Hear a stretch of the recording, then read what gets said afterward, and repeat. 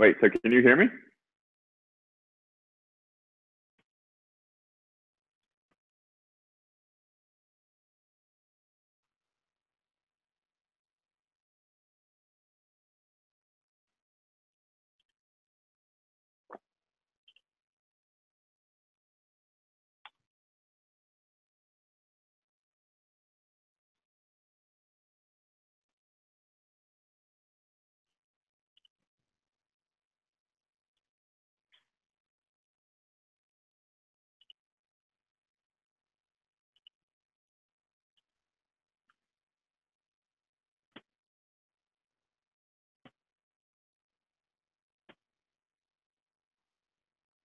Am I audible? Let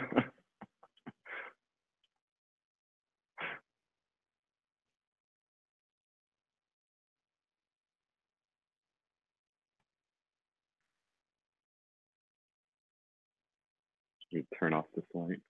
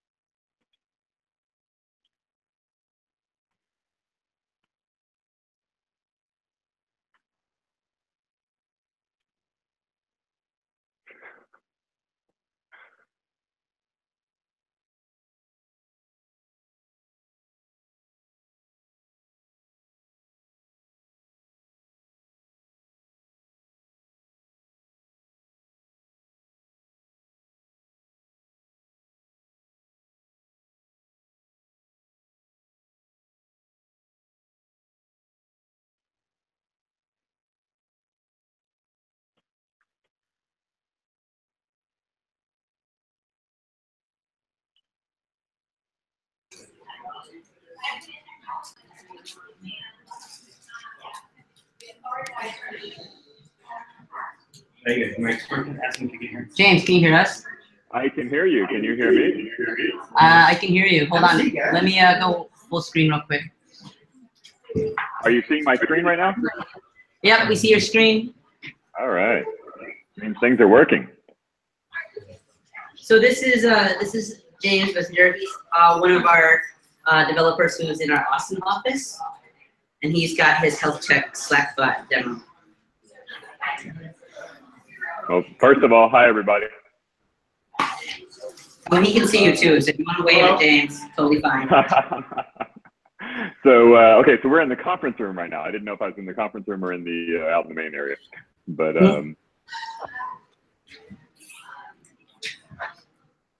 all right. So let me go back to, well, first of all, hi everybody.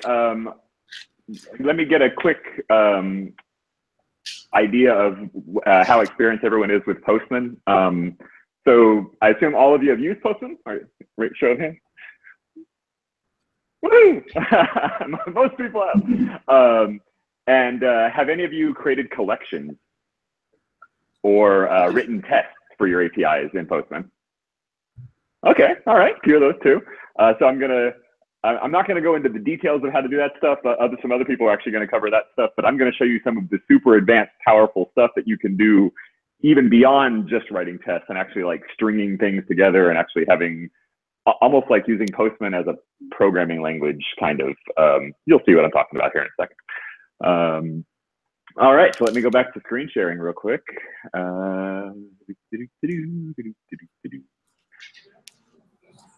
Can everyone see my screen?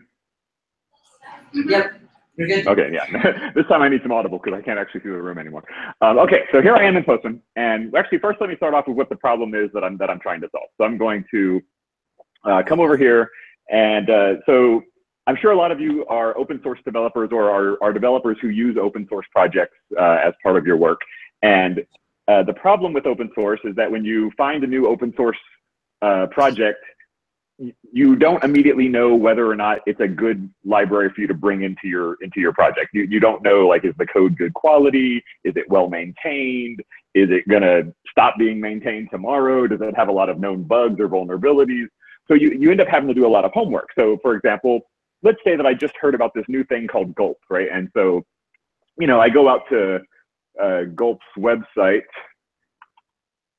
I go to do a Google search, and I see that they've got a pretty snazzy website, but that doesn't necessarily mean that it's a great project, right? So I might go out to GitHub.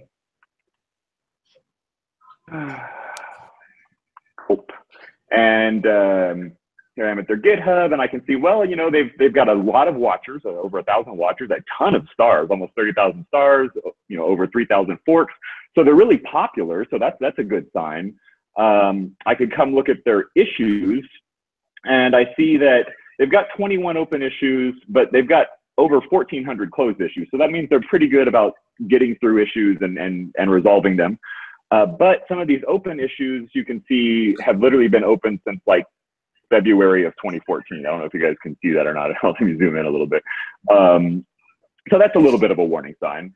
And so then so GitHub kind of gave me a basic idea of how reliable this project is. But then I might say, let me go out and check npm.js, because I see that this is a JavaScript project, and all JavaScript projects today are hosted on npm.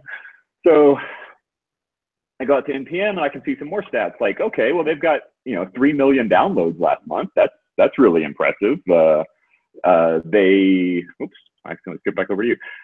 They've had 63 releases, so that's good. You know, their last release was a year ago. Now maybe that's not so good. Maybe that's not still actively maintained, right?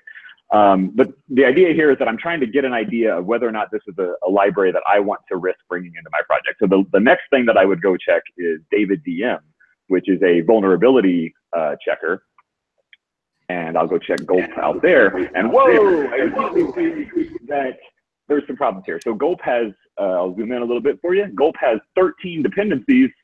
Only 9 of them are up to date. 3 are out of date. And of the ones that are out of date, 1 of them has a known denial of service vulnerability in it. So that's a big issue. Now I may really doubt whether or not I want to bring Gulp into my project. The problem is that I had to do a lot of this with I had to go to 3 different websites, and I had to know what to look for. And this can get tedious, especially if you're using a bunch of different open source projects. Enter Postman. So here in Postman, I've created a collection, and all it does is automate everything that I just showed you. So it's got a few requests here, and the very first request simply goes out to npm. And in this case, notice that the URL that it's selecting is got a variable there. The variable is project name, and if you hover over it, you can see that the project name is Gulp, because that's coming from an environment that I have selected over here in my top left. I've got a few different environments for this project, like Power, stuff like that. Right, the one I have selected right now is Gulp. And so if I send this request, I get back a 200 OK status, which is good, and I can see all the data that comes back from npm. Of course, it's not really human friendly, but I've got some code in both my pre-request script and my test script that parses all that data. First, it does some checks on it to make sure the data is valid, but then it parses it and stores it in environment variables and global variables, and I'll get to that, what I do with all that at the end. So then we go into the next request, and the next request goes out to GitHub, and once again, using an goes into the project, and what it's going to get back from GitHub is information such as the number of stars, the number of favorites, and work. So I have code in my script that goes and gets that information and stores it. Then I go out to GitHub again, and this time I'm finding the issues, specifically the open issues on this project. Look at things like how many issues are open versus closed, how long have they been open, things like that. And then the next request is going out to David DM, and it's going to go look at all of the dependencies, how many of them are outdated, if any of them have known security vulnerabilities. All that information is incorrect. And then the final step in this big chain is that I then take all that information up again. I have a script here where I basically concatenate it all together into a nice human readable string of data, and then I send it to Slack. So now let me show it running in the Postman runner. I don't know if any of you are familiar with the Postman runner. The Postman runner makes it so that you don't have to manually go through and click each one of these different requests that I just clicked, and then click send, and then click the next one and click send. In the Postman runner, I can just come here and say, hey, go to the health check Slackbot. I want to run it on my gulp environment, run it, and it's just going to immediately go through and run all of those requests one after the other and run the whole thing. Now, Postman has another feature built into it called the Postman console. If you go up to your menu and go to View, Show Postman console, you'll get this console that I've got docked over here to the right. And what it does is it actually shows everything that goes on inside of Postman. So now I'm gonna actually rerun this this exact same collection. And as it's running, you can see everything that happened, every single HTTP request that was sent, all the data that went back and forth, all the headers, the response bodies, everything that was there. The thing I want to focus on is that if you go all the way down to the end, this big string of data right here is the actual JSON payload that you have to send to Slack in order to get a message to appear in Slack. And that's I promise there's going to be a big reveal at the end of this where I'm actually going to show you this working in Slack. So let's not worry about that just yet. But so it's cool enough that I've got this running here. I can run it manually either by going to Postman and clicking each one of these requests one by one and clicking send, or I can come to the runner and run it automatically. But it still requires me launching Postman, selecting my collection, selecting my environment, clicking a few buttons to make everything happen and ultimately spit all this data out to Slack. And that's still a lot of work that I don't want to have to do for every single different open source library that I want to check, right? So enter Postman monitors. So Postman monitors are a way for you to automatically run Postman collections in the cloud. Actually, I'll come over here and you go to the monitors link on your dashboard and you click add a monitor, and all you have to do is select your collection. In this case, I would select health check, and you can say how often you want it to run. You can say what environment you want to use to run it with, and then there's also a bunch of additional preferences. We won't go into those right now. You create the monitor and it'll just start running. In this case though, I've already got one created. And as you can see, it's been running for a while. And what you can see also is that all of the same information that you saw in the Postman runner, which was all of these green pass markers over here on the left. And if any of them had failed, by the way, they would be red instead of green. That exact same readout is available here in Postman monitors. It looks exactly the same. Similarly, in Postman monitors, we have the console log, which is the exact same data that you saw over here in, let me get back to it, the Postman console. All right, so you've got literally all the information that you have inside of Postman, you've got inside of Postman monitors. Now, that's cool, but now you're saying, yeah, but now I have to set up a Postman monitor for every single open source project that I want to check, right? That's not much easier than having gone through Postman and done a bunch of clicking. And that's where we've got some cool magic sauce coming soon. It's not quite ready for public consumption yet, but so what I'm showing you now or showing you next is going to be an upcoming feature, not a current feature. But that is now I'm here in Slack, and I can type health check and then type the library that I want to check, which in this case is gulp. And I don't know if you saw, but behind the scenes, the web page actually did some stuff. I'll show you that again here in a second. But notice that it brought back my results.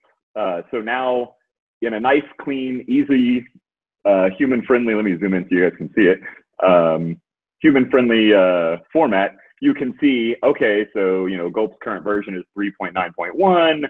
Here's a link to the website. Here's some known problems. They don't resolve their GitHub issues in a timely manner. Their average age is 21 months old. They have a dependency on a library that has a vulnerability. It's a denial of service vulnerability. We've got some warnings here, like the fact that they have 25 open issues on GitHub. They've got 3 outdated dependencies, but there's also some good points like, hey, it's MIT licensed, it's actively maintained, it's very popular on GitHub. And so this tells you all the information that we gathered over here in the collection, but it gathered it automatically and for whatever input you give it, right? So now I could do it for a completely different library. So let's say health check on Bauer. And you see the little blue bar that appeared in the background there? That is the job actually running, the actual monitor kicking off in the background. Looks like in this case, it's waiting in the queue for a little bit. There it goes. And then we get back our Bauer results, including the cute little Bauer logo, the bird down here. And you see information about Bauer. Like Bauer has 3 vulnerabilities inside of it. So maybe I really don't want to use Bauer. But let's go check a more popular library like health check on React. Everyone loves React, right? React is something everyone has to use nowadays. So again, the blue bar shows that it's processing it. And we get back our results.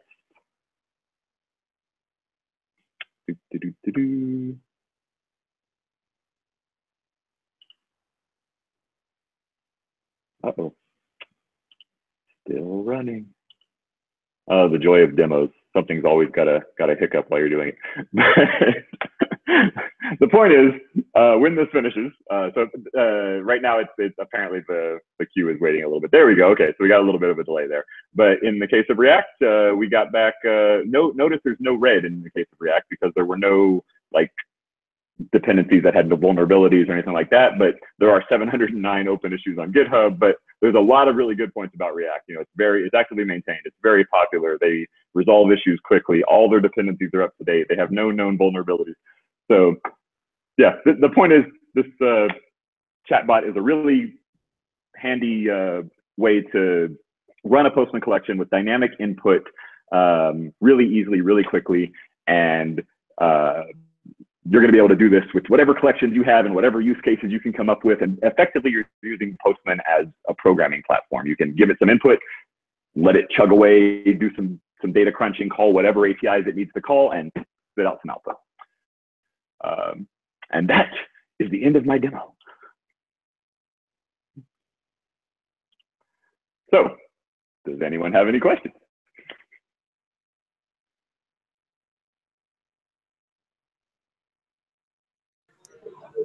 James, can you hear us?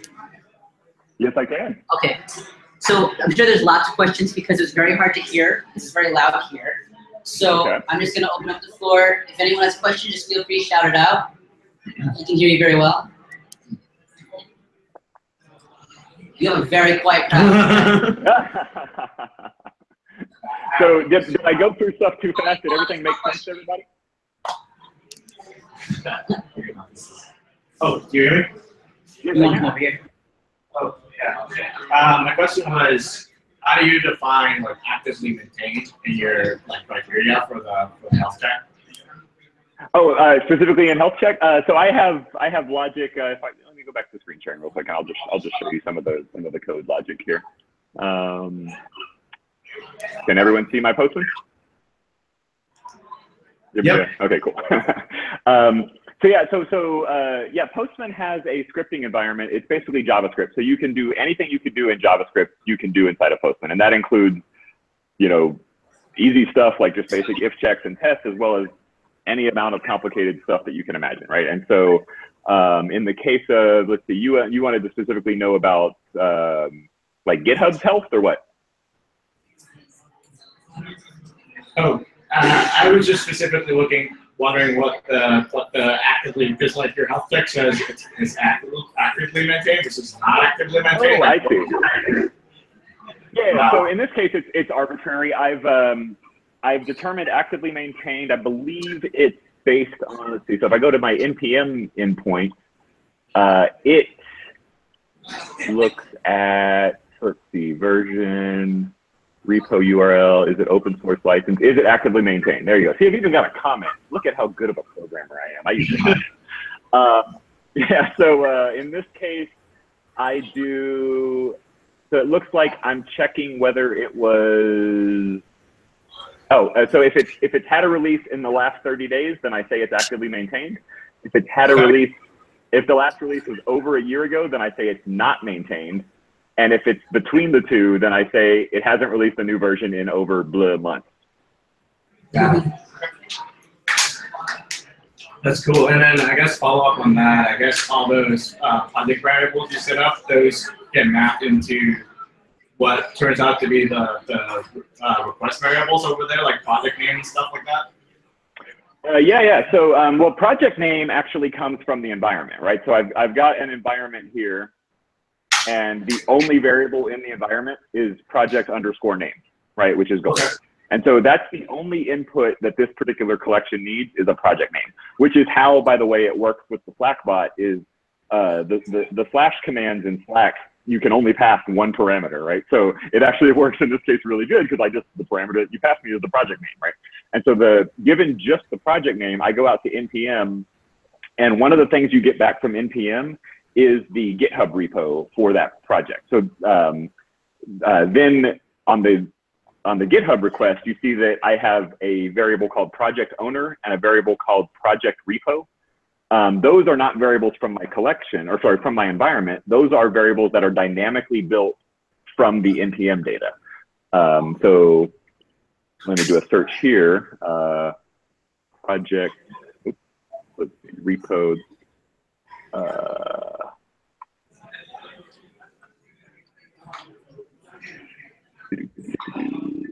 So yeah, so so I'm actually doing a little fancy thing. I was searching in the code because, okay, so I don't know how much you guys know about the Postman scripting API, but we have some methods like postman.set global variable, postman.set environment variable, postman.get environment variable, that kind of stuff. And so what I would normally have expected to see was a piece of code that literally looks like postman.set environment variable, and then you would give it the name of the variable like project repo, and then you would give it the value that you want, which would be from wherever in the JSON that data lies, right? That's not what I'm doing in this particular collection. In this particular collection, I've created a I don't know, you can kind of call it a class. It's really more of just an object called project, and I'm just setting all these properties on the project object. So you see me saying project.homepage equals this, and project.version equals this, and project.description equals this. And down here, I say project.owner and project.repo. And then down at the very bottom, I have project.save, right? And what I've done is I've written a method called project.save, and internally, all it does is take all of these properties and save them as environment variables. It's just a helper, like a shortcut thing that I wrote specifically for this collection, right? So it takes the project.owner and saves it as an environment variable called project_owner, which is why I'm able to use project_owner here on the next request. Got it. So, yeah, I know that's a little advanced stuff, but that's just me giving myself coding shortcuts. That's right. And last question. So I guess, feel free not to tell me if this is a secret sauce, but in the health tech you create, basically, because here, what shows in this step, it assumes an environment. With the Postman monitor, is that what it's called? And the Slack integration, is that basically whatever project name you send in there, is that basically, since that's the only environment variable you need, is that dynamically set like from the request, whatever request you send to Postman monitor? So in the case of Postman monitors, you just give it an environment just like you would use in Postman, and Postman environments can have as many variables as you want. So if I had 15 inputs, I could have 15 variables in my environment, and monitors works fine for that. For this particular Slack integration, because Slack slash commands have a limitation of only allowing one variable, that's all you get to play, right? So that's not a limitation that Postman put in place. It's a limitation of the Slack slash command. Now, of course, you could do something fancy, like you could, anything you type after the /health check is all sent as one big string, right? So you could, of course, parse that string however you want. I could make it where you could pass multiple project names, and it just parses the string and goes and does multiple projects all at once or something like that. But you have to write that code yourself. Slack just gives you one string.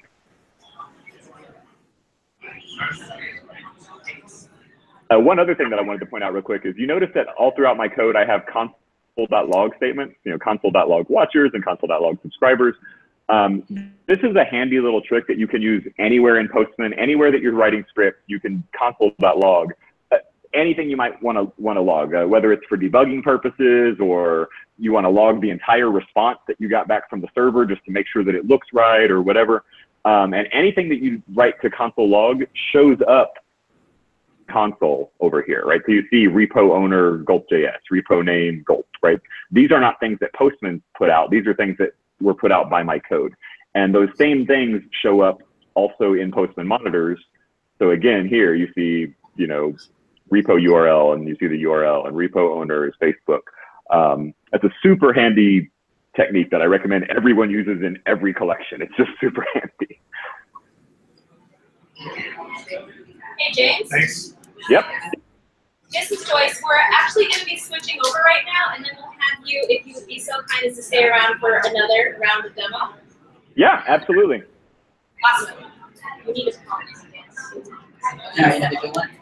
Okay. All right, James, I'm going to call you on our private channel. Okay, let's do it. Thank you. All right, see you, everybody. Have fun.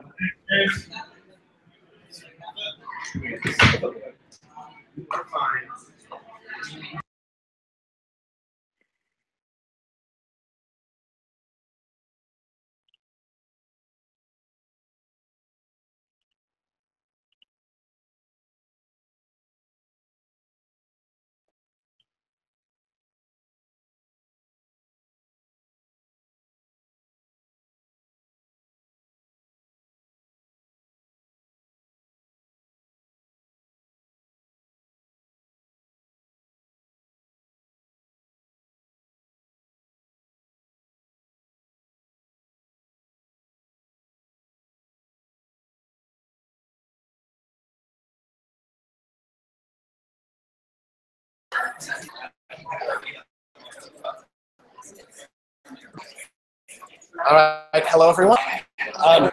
Yeah, I'm going to be another presentation in a moment, so if you've already seen my presentation, I'm going to be doing it again. I want to sit through it again, then I hope it'll be this time. All right. Yeah. If you've already seen my presentation, you might want to see, it's a second presentation in the conference room, and there's another presentation over in the corner to the left. But I will be presenting a question that I wrote last weekend.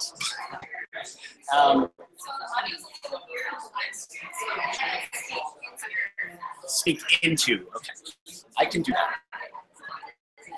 So, our office had a problem. We have team lunches on Tuesdays where we go to a restaurant nearby and have lunch together. Everything's great. The problem is that our office likes to waffle and argue and deliberate about where exactly it would be better to go. And since there's so many restaurants around, we live in San Francisco in downtown, this can actually take up a considerable amount of time. So I thought to myself, I can automate this. Of course, why wouldn't I? And I also thought, I can automate this. I can automate it in a way that's better at making decisions than I am. So I know that when I try to find a new restaurant, someplace that I've never been before, what I usually do is I go to Yelp or Google, and I look at the rating, and I look at the number of ratings, and I look at, generally, if it's something new, is it a different genre, is it a different type of restaurant than I had last week? And based on all of that information, I make choice. There may be a random factor in that too. I may be feeling like something on one day or something else. But that's kind of my decision process. So I decided to automate it. And because I work at Postman, and because I've been working in depth with Postman collections, I realized I could do this all using a Postman collection. So maybe let's go into that. So I assume Postman user. Anybody a Postman user? Don't be afraid. Just try, not a Postman user. Okay. If you use Postman before, you've almost certainly seen a screen like this one, where you have your API URL you're hitting, the method you're hitting it with. You send your request, you get a response, That's great. You may have also touched tabs. They're great. But two of them in particular were of interest to me. One of them is the pre-request, and the other one is the test. And the reason why they're particularly interested me is because they both run scripts before and after a request made. Not only that, you have a single request, you can have multiple requests and save them in action. And then you can run requests in order, or you have a feature that Postman has called set next request, run them in a custom order. And with all of that, you have a fully functional program. You can do programming of all sorts. So I advantage that to write a collection that would do exactly what I described. And it uses 3 APIs. The first API it uses is out of the Yelp Fusion API. It uses that to get restaurants. The second API it uses is the Slack API. And it uses a Slack app webhook in order to make a post to our Slack channel to tell other people what the choices are. You have to communicate. And then the last request that I make is actually to the Postman API to an environment that modifies my environment in Postman. And I need that in order to save the history of the results so that I don't make the same choices 2 weeks in a row. It's our first time live streaming this event, and I think it's working rather well. But you guys get in person, see it in your life. Oh boy. This is way too fancy for me. You can just clip it on your thing. Okay. Clips. Clips are really complicated. I feel like a reporter. There we go. I see it. All right, cool. So we can kind of go into that a little bit. Now, collection is that you can write documentation. So, you know, I can tell you exactly how this works in docs. You know, I can images, I can include links that tell you to do, I can have tables. Let's see, I know. And say that, but I can publish all of this documentation somewhere else so someone else can read it. Like, I don't know, on the internet. Whoa, the internet.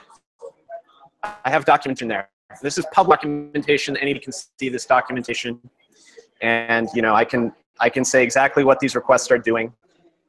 So I can say environment variable it supports. My scripts are actually kind of complicated because, you know, picking a restaurant's hard.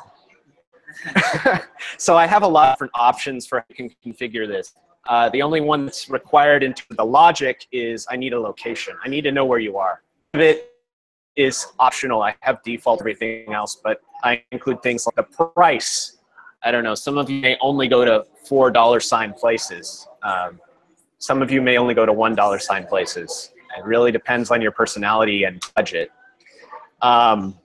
Radius. So I don't know. I'm lazy and I walk everywhere. So I really don't want to go anywhere further than, you know, half a mile far. I can set the number of results to get, and you know, some places are really dense, like San Francisco, can have tons of different results. So I need to limit that. But maybe you live in Texas and you don't have as many options. So you may want to just really be high and just let it get many as there are. Choice count, I can set the history, like those options. Scripts are cool. But anyway, that's all documented in Postman and then rated as an online document. So now what I'm going to do is demonstrate this running. So how do you run it? So Postman has a collection runner. If you haven't used the collection runner, you try it out sometime. It's really cool. It lets you run through the collection. And I'm going to actually run my collection. Boop, boop.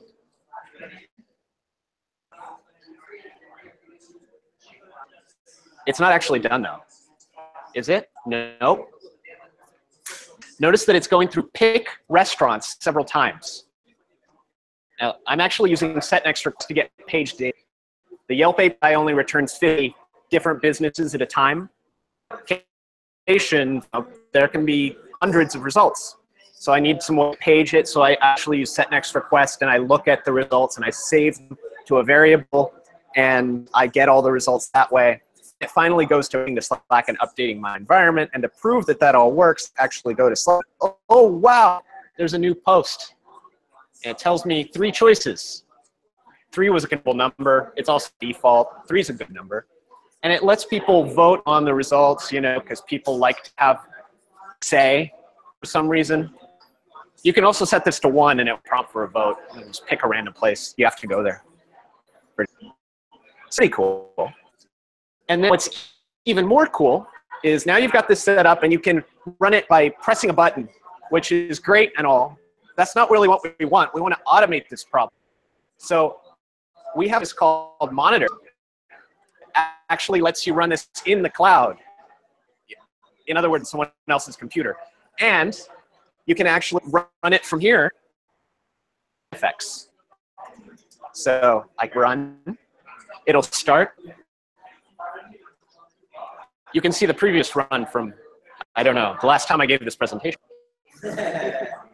And you wait, because, I don't know, there's a queue of things happening, and I don't know, it's 7:15. It's the time of day and all that. Oh, whoa. I saw something bumping up and down. I know what that was. I can see consoles that I included in my scripts. And I can see the results just on the runner. And lo and behold, if I go to Slack, there's a new post with new recommendations. Very fancy. And I can set that on a schedule so that it'll run, let's say, at 8 a.m. on Tuesdays and tell our team where we're going to have lunch that day. I don't know, pretty cool. I think it's pretty cool. Getting this all together was pretty straightforward at the beginning. So I got a basic version of this that made choices at random in 2 hours. And I got it working. It was great. The problem is I have opinions about how choices should be made. So the rest of the time that I spent on this collection was making a very fancy algorithm for picking places. But that was really cool. I didn't much about infrastructure or setting things up. I just had to know a few APIs, how they worked, specifically the endpoints I was using. And the rest of the time I could actually think about the logic of my code. That was pretty great. So collections are actually a viable way to put some not too complicated logic in one place, tie together a bunch of APIs, and have side effects. I wouldn't recommend it for a very complicated app that uses lots of APIs, but you can do it for a weekend project or something like this where your team needs recommendations, or maybe your sales team needs some stuff done. I actually prefer doing this to working with if this, then that. Your mileage may vary. So that's that. Any questions? Oh, yeah, yeah. So like I said, I mean, it's not Postman specific. Most of the meat of this question is logic. That to you. Here it is. So most of the logic that happens in here is in the pick restaurants method. So when it goes and grabs all those restaurants and does some magic with it. So let me go ahead and show that. At the beginning, you know, I get some values from the environment that I have set. So I have things like the offset, the radius. Some of these are actually going into the as parameters to Yelp to get original results. But a lot is actually information that my algorithm uses. So I'm a Bayesian statistician, I guess, by inclination. So I use stuff like average rating and average review count from the data set in order to compute new ratings, because and then I main logic. And so my main logic, all here, you can see it. You know, I have a few if-else statements, and I look at, you know, I have some previous results that I've saved in my environment, maybe. I have some restaurants that I got this time, they're Yelp businesses. And then I look at the results that I have, and I see what those look like and see if I need to get more. And if I do, then I do. And if it looks like I've got all my results, then I make my choice. And if it's neither of those, then something's gone terribly wrong. Maybe I didn't have any restaurants. Maybe it's really late at night and I was searching for stuff open at 3 a.m. in Odessa, Texas. So logic here is really pretty straightforward. For the looping paging stuff, it's really simple. I just set the next request to pick restaurants again. And then I had some logging to let me know that it's going great. Once that's done and I've met criteria for going on, I make my choices. And the way that I make my choices is I compute my averages from the data set. Then I do my logic, choose restaurants. And choose again, it just goes through and does more that's hidden somewhere else. Because I like functional programming, and functional programming is making a bunch of little sim functions, do a bunch of stuff. And the way that the algorithm actually works is I generate a raffle pool, like a set of tickets. And I pick one of those tickets at random. The number of ticket place gets depends on its rating. That can be anywhere from 0 to 64. Like a good number to me. And so what I do is dedupe the number of restaurants. So I look at my choice history, I get rid of choices, and I get rid of past categories. But if you live in Odessa, Texas, it might all be hamburgers and barbecue. So if that happens and I can't do that, then I just repeat choices. And then another thing that I found out was that chains have an unfair advantage. There are a bunch of super duper burgers around, and I don't want super duper to get 5 times as many tickets because there are a bunch of super dupers. Bucks 5 times as many, well, 20 times as many tickets. Let's be realistic. So I reduce chains by getting rid of stuff that has the same name and only keep one that's closest because I'm lazy. And then, I go through the cool logic of rescoring stuff. And so I get an adjusted rate based on the averages and stuff and how many reviews there are. I get a walk score based on how far it is away. And then I create a raffle pool. And then this is my favorite option, the get it rating. And so what it actually does is looks at how many ratings the restaurant actually got, and it does a sort of Bayesian method, but I found that made some assumptions that were wrong, so I modified it a bit and take the root of the average review count based on the rating of the actual restaurant and the average rating of all the restaurants in the area, and I get a new rating. And then I curve it down because why are there so many 3s? You don't see 0s very often. And then I map that onto a number between 0 and 4. And that determines how I get my tickets. So yeah, that's all that logic. I had fun writing. It's not really a point. I mean, just that.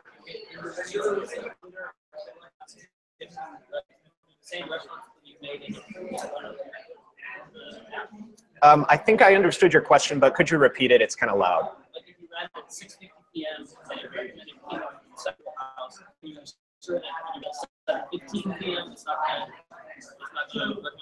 Absolutely. So let's go back up here somewhere. I have logic. Okay. When I'm getting my raffle, the very first thing that I do is I get rid of the chain restaurants, and then what I do is I look and I filter by checking if they have some repeat choices in them. So like stuff from the history. Exactly. And then the other thing is I actually look at the history and categories. Last week, if I ran it last week, or if I ran it an hour ago, and it had a Japanese restaurant, I don't have to use it again. So it removes that from the pool. Exactly. Great point. And so one of the things that I actually have configurable in my environment is the, let's see, that's the choice count. Let me go. I don't have that in this environment. It's an optional parameter, but I have some history length. So it determines exactly how many restaurants you save in your history. And it has rules if you have a really low history length that says, hey, we couldn't think, it'll count console says maybe you should change that. But it lets you customize this. So you can say, I want the history length to be 15. It'll save the past 15 choices. Or I can set it to 3 because I like repetition or something. So that's all. Any other questions? Documentation. That's an excellent question. So let's look at this. So documentation in Postman occurs in a couple of places. One of them is at the level action. Documentation at the collection level And what the source looks like, you might recognize it. It's Markdown. Yeah. We don't support all, but we support most of them. And that includes tables. I really like tables, are great. So there's a table. What? Well, what do you mean by automatically? Not currently. We've been thinking some of that. But I should qualify. We sort of do. Let me go over here. So this is the web document. This is what's generated from my Markdown, but it's also generated from the requests. So the structure of this document is actually based on the request of my collection. So for example, in this case, the basic things that are auto-generated are things like the method and that sort of stuff, and that all shows up here. This is entirely to it shows you how to make the request. If you can even say responses you got back that you knew were good responses or bad responses. You know, I can look at what successful response should look like if everything's going great. That sort of thing. So it's a kind of qualified yes, I guess.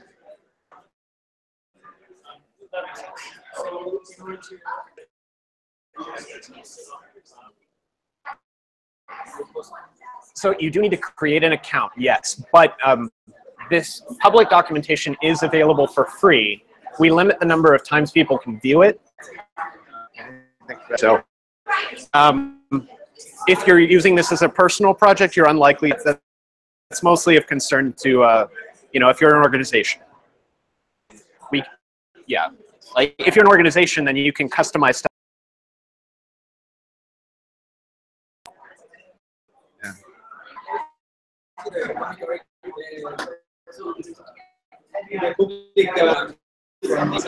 That you run just all the content on the website, is that also for free or? So yes, it is for, but now, so as a user, if you account with us for up to 10,000 requests, yeah, for free. After that, not 10,000 and then you die. No, it's per month. Yeah.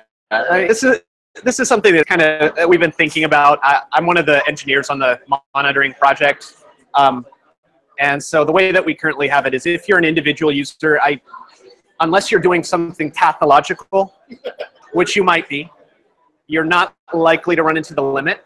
Now, I actually hit the limit with monitoring. I can run this stuff every 5 minutes, so I can write a big collect that uses make a bunch of using request. And I will hit my limit in a day or two if I really want to. But we have a few safeguards in place. A monitor isn't allowed to run for more than 5 minutes. So, so if you've written a collection and it doesn't do what you expect and you've written an infinite loop, it won't actually forever. It will eventually time out, which is what you want, I'm assuming. If you've written a collection with, you know, thousands of different endpoints and it doesn't quite finish in our cloud, then you might have wanted it in 5 minutes, but that doesn't happen very often. Any other questions?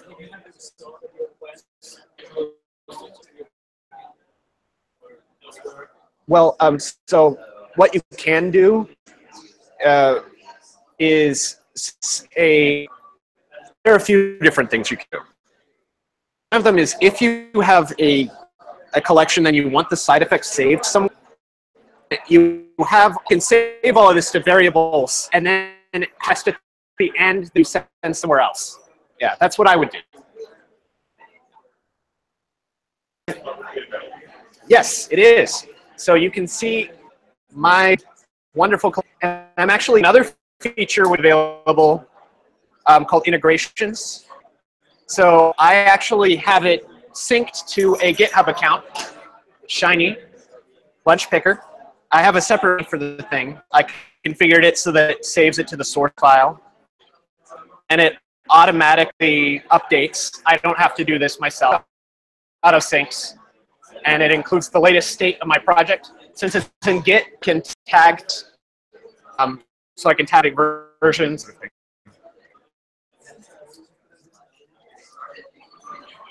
So yeah, if you want to see this publicly, you can go to Abro's Lunch Picker. My name's Andrew Bros.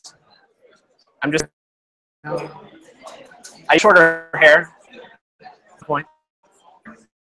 And you can go to Lunch Picker. Get out. You can go to the doc. So you can click on this, and there are public docs available. You can read all about it and try to set it up yourself. I encourage you to do that. Yeah, I'm done.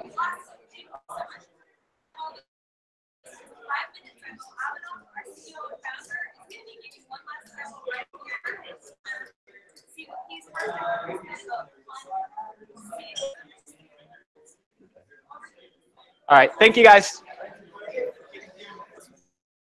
I saw that you put your code under the test tab. Is that like the way to test your code, or what is the test tab for? Okay, so yeah, the test tab.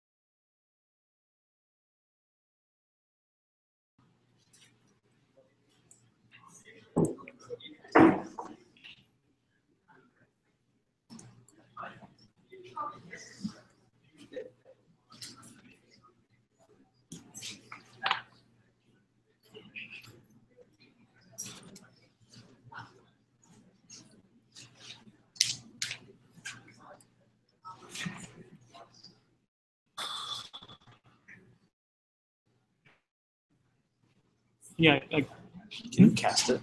Because this has like a 10-second delay. oh, okay. So how do I cast it?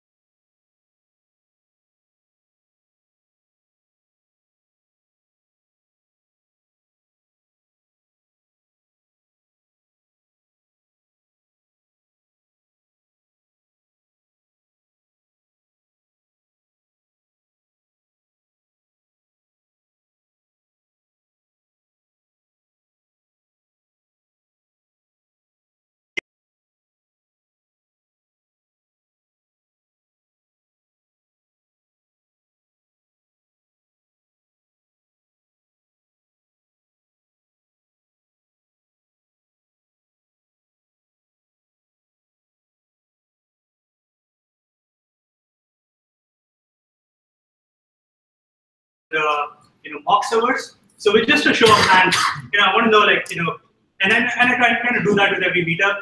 How many people here use collections? Just to know. So I'd say about 50%. Okay, and how many people have used Postman test scripts? So about the same. And this one went out just last month. How many people know about examples in Postman? So okay, very few people. So this would make the demo a lot more useful for you. So since Postman's kind of beginnings, Postman has always existed as a REST client. So you type in calls, you send a request, and you get a response. And we always presume the existence of an API. Now, with the combination of examples and mock servers, you actually don't need a real API, until you absolutely have to need it. Okay. So this is the mock server feature, and to demo it, I kind of decided to use my own example. Postman's been kind of like scaling up like crazy, and there are lots of scaling challenges. How to manage the team, and as you're hiring a lot, lots of people have lots of questions. And me being in San Francisco, I can't answer questions what people have in Bangalore. So I decided to build a mock founder. A mock founder essentially, mimics me in a way, and it answers questions that I would typically answer for a new employee at Postman. And the way I built it was completely in Postman. So I'm going to go through it one by one, which is my demo collection here. The first set of questions is about getting to know about Postman. So typically, kind of starts with the Postman story. So as some of you might know, Postman started in 2012, and it was just a Chrome app on the Chrome Web Store. From scratch, we've kind of grown to 4 million users. As I mentioned, we are located in San Francisco and Bangalore, and we're kind of doing pretty well. Oops.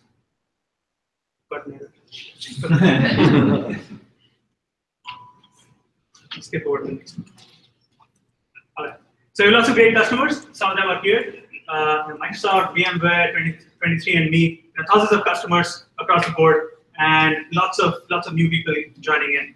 And this one is something that's kind of interesting, which is checking for whether our customers are happy or not. And this kind of demos that you kind of mix. You can mix in a collection, all sorts of API calls. So instead of our mock server, I'm kind of querying the Zendesk API, doing some operations on it, and answering the question, whether our customers are actually happy or not.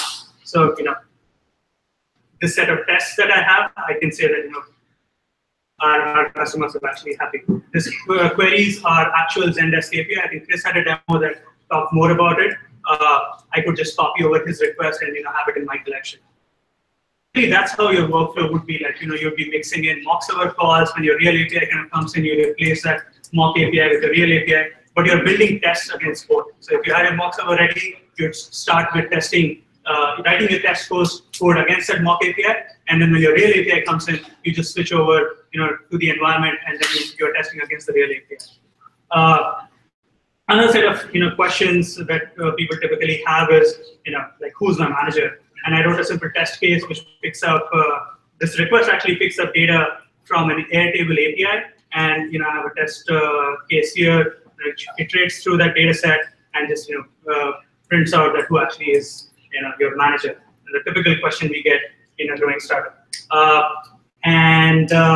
The data which I'm validating is sent through environment variables. So if you're familiar with environments for replacing calls in your collection, you can actually use that dynamically in your scripts. So you can use the same data for switching over, from production to staging to development while you're testing API calls. You can also bring that to your test scripts and validate against them. So it kind of helps you build a lot of dynamic behavior when you are testing and building APIs. Another set of common questions I get around where is our roadmap. This is actually a public roadmap that's available to all of you, so you can go over to our Trello board, upvote your favorite features. We take community feedback very seriously, and we try to incorporate the most upvoted features into our roadmap as quickly as possible. So next week, the most upvoted features on this roadmap, around multi-level folders and folder reordering are coming. People have wanted this like forever. It took a while to get done, but it's kind of finally coming next week. Whole bunch of other API calls. The ones that I like are around giving feedback and essentially in a way talking to me or booking a call on my calendar. This one again uses the Airtable API, which basically sends over some feedback over to me. I don't have this as part of the demo, but I can actually use Postman monitors to aggregate this feedback and send a consolidated report to me next day using Postman monitors. So effectively, I can schedule a run for another collection, which consolidates this and sends a Slack message to me. So this is just a small example, but you can put together a whole bunch of different APIs for these interesting use cases. This checks whether my calendar is open or not. So in this case, I'm using the Chronify API, where it goes to all my calendars and tells me whether during a particular time I'm free or not. Again, I'm using a bunch of, and then finally, if you want to really book a time on my calendar, this API is going to put an actual event on my calendar. As some of you might know, that we are hiring for a lot of roles. So if you want to recommend someone, and if you're at Postman, you would want to know who are we hiring for. This connects directly to our applicant tracking system. So you would know that these are the roles that we are hiring for. And if you want to recommend someone, you can just send an API call and. But yeah, this would actually send a recommendation to me. And finally, people have this question all the time to me. This has actually happened a couple of times that people have come to me and said that I made a mistake and I'm fired. And the answer is, So go over look at Jira and pull out their API, pull out that information from all of those APIs and then evaluate whether they'll actually be fired. Doesn't really happen. It's just saying people have actually deleted databases and come to me I just did what you said. So how did I build that? Building this in Postman is pretty simple. You create a collection by going here. You see the new collection button on the top left. Once you have a collection, so I have the collection that backs this particular mock server. I have a bunch of requests organized in different folders, and so this is the actual request which a mock server picks up data from. Now it's pretty much the same request that you send in Postman, but with one important distinction, that you would have examples filled in. So examples can be created and edited from the top right corner. I have just one example here, and when I go to examples, the interface changes a little bit. And this is the data that the mock server emitted. So I can edit this data here and add another parameter.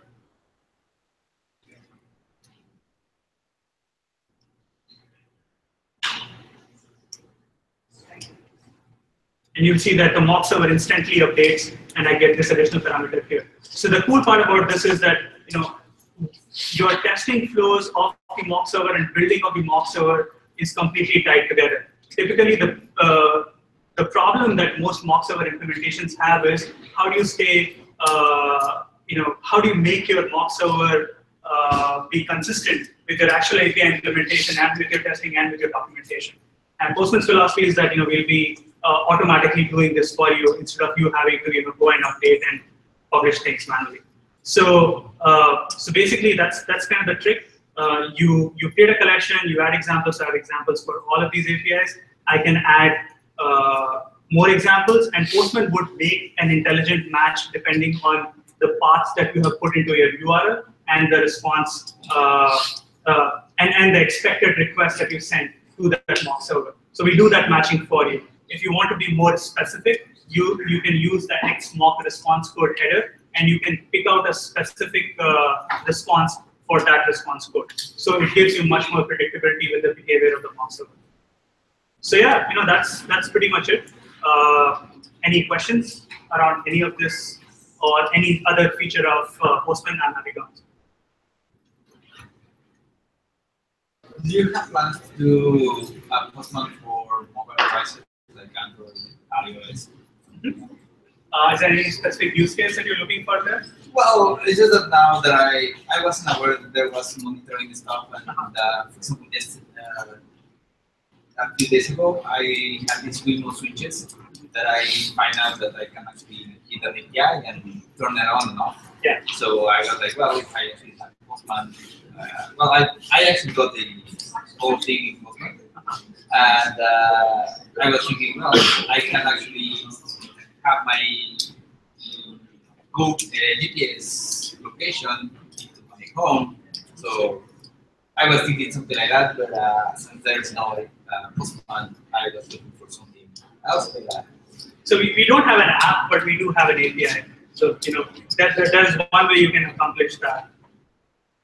What you can do on top of it. So for people who don't know, Postman has a full-fledged documentation feature. Yeah. Oh. Sure. Yeah. So yeah, I have it coded here. So this is the documentation that comes with every collection now in Postman, and we use that to generate our own API documentation. Okay. So that loads up and that works. So while this loads up, what you can do is you can use the Postman API and wrap it around a simple app, and you can pass data into a monitor using an API call. So you can execute it on demand. I think that feature is kind of open, but do email us and I'll tell you how to exactly accomplish that. So until we build that app, you can use the API. Okay. Thanks. I'd like to up-to-date Postman school. Is there a plan to kind of support GraphQL queries? At the moment, it's very efficient. Yeah, for sure. So I've been very excited about how kind of GraphQL has come up. So there are a bunch of steps for us to get there. Just the GraphQL, body support, which just being able to add that content type and letting that do. So that's easy. But on the long term, what we're looking at is just having the entire GraphQL schema file over. This falls actually under the whole umbrella of all kinds of API schemas that can be put in Postman. We have certain ideas around it by kind of introducing a plugin model and then letting you build a GraphQL plugin specifically for that. And there's going to be kind of a translation layer. So you can put in your schema, convert it to a collection, and the collection will now know that it's linked to a GraphQL schema. So you will get smarter support for GraphQL around it. I owe you some.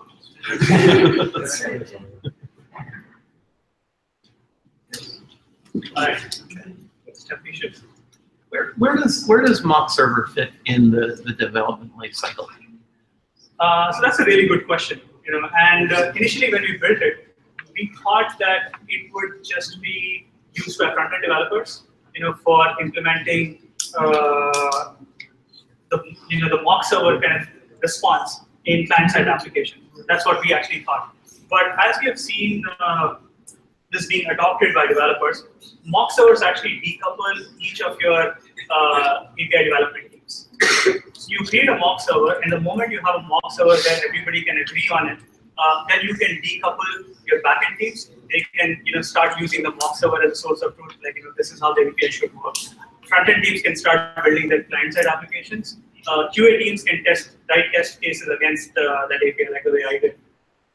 And you can also have the entire Postman tool chain, operate off that mock server. You can run monitors on it. So it's effectively like a decoupling tool. It just parallelizes each of your teams, and they kind of just work much faster. If collections, the way we see it is, collections are kind of at the center of the Postman tool chain, then wrapping it is a mock server, right? So it's kind of at the heart of it. Can you get the mock server from the Swagger file? You can. So, yeah. So you can import a file here. You can import like a Swagger V1, V2 file. I think there are open source converters for other formats. And when you, all you need is a collection, right? So when you get a collection, you can instantly generate a mock server. Actually, I didn't show that, but creating it is super easy. You come here in the collection browser, you go to mocks, and you just add a mock here. That's all you need, right? But importing it automatically from the Swagger file. If I have the issue, for example. So there's one way to do that. So the way the Postman toolchain operates is through a collection. All you have to do is get a collection eventually, right? So so you have the Postman API. If you want to generate it automatically, you can set up a converter step up front and then publish to the Postman API. The Postman API will pick up the data and build a mock source point. So you can have the Swagger file operate your mock source code. The examples feature is already out.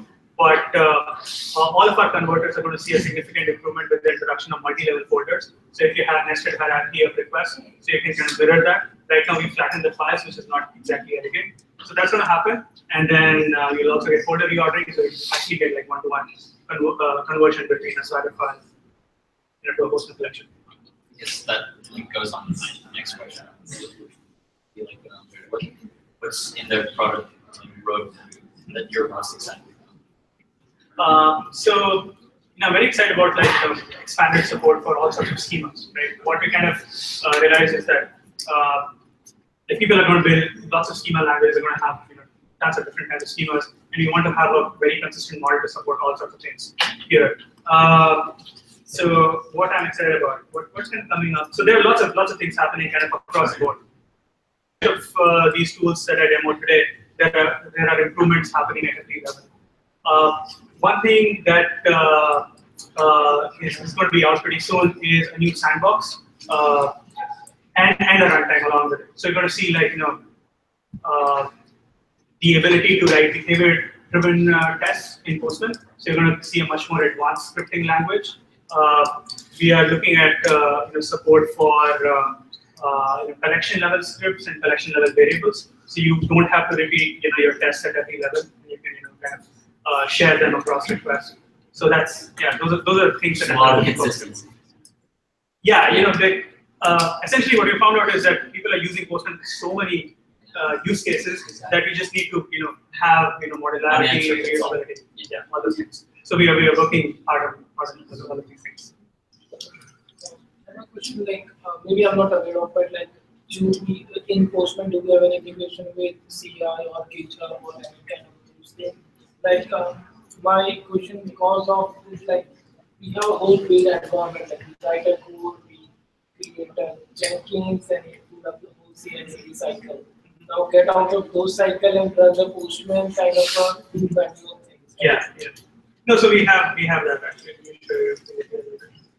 Okay, so you have a bunch of things to let you do that.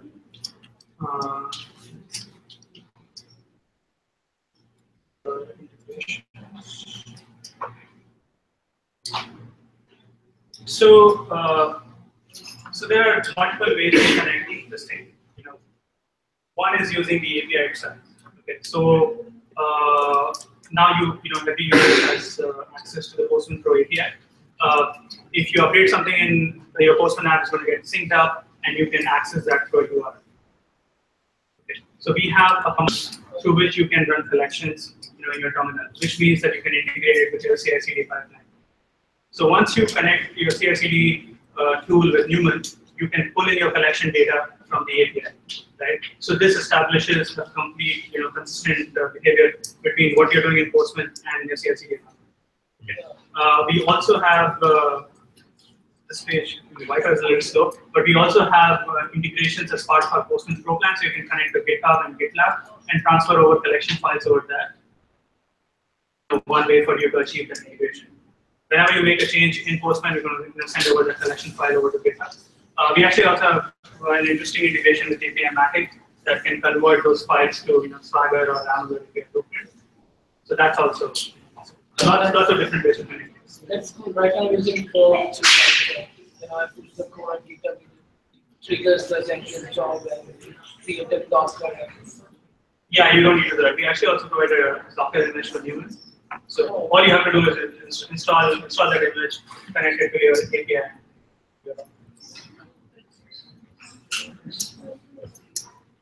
All right, so if you guys have any other questions, Avanon's going to stick around for a couple minutes. We still have a little bit of food and drink left, so thank you so much for coming. Thank you, Avanon.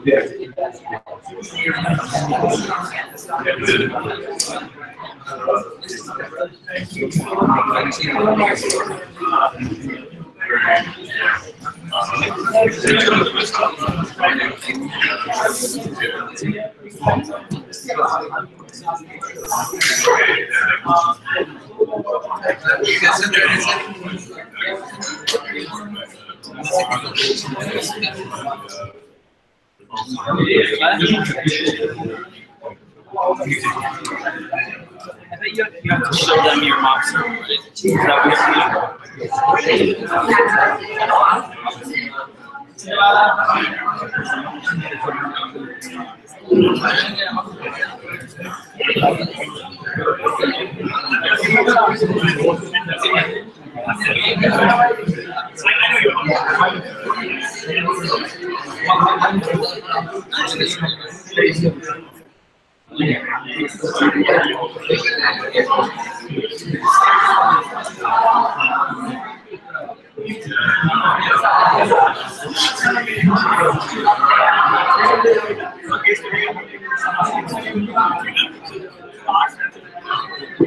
Any questions here? I think I'm sure it lasts.